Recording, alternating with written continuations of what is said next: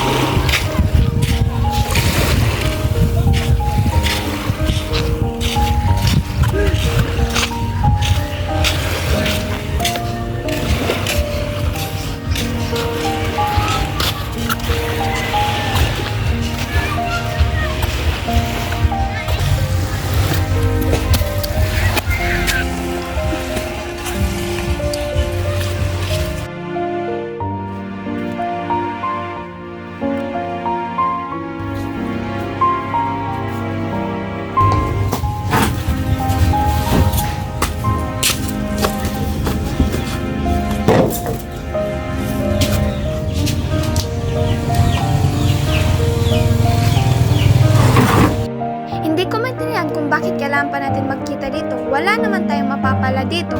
Ria, kailangan natin ang tension sa pagitan natin ay nakakasama sa ating lahat, pati na rin sa ating mga supporter. Tension? Sinisiraan niyo kasi ako. Lalo ka na, Catherine. Kung umasta ka, parang napakalinis mo. Hindi kita sinisiraan. Sinasabi ko lang ang totoo. Hindi mo alam kung gaano kahirap ang maging gobernadora. Hindi mo alam kung gaano kahirap ang pinagdadaanan ko. Hindi namin sinasabi na madali ang trabaho mo, pero may mga responsibilidad ka. Bakit ba?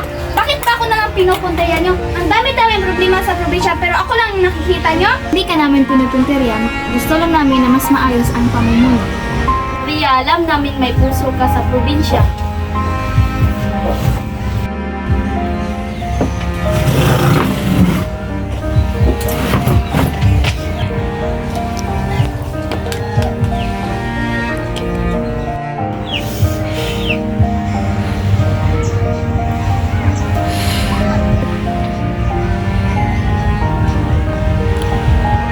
Siguro.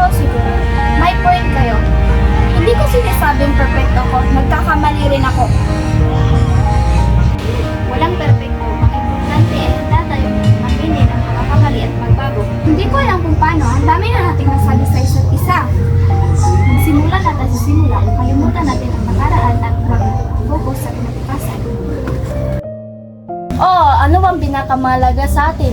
Ang kinabubuti ng ating probinsya, hindi ba?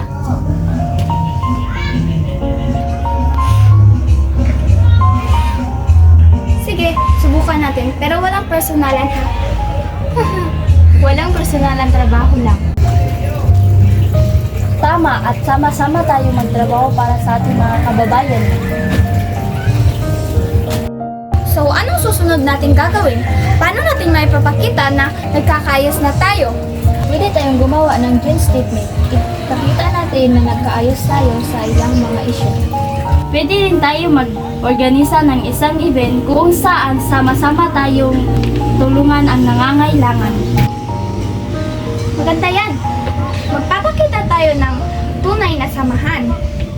Hi, sir! Hi, classmates! Hindi madali ang politika, pero kung handa tayong mag-usap at magtulungan, kaya nating lampasan ang anumang pagsubok. Ang pagkakaisa ay susi sa ating tagumpay. Sama-sama nating itayo ang isang mas magandang kinabukasan para sa ating probinsya.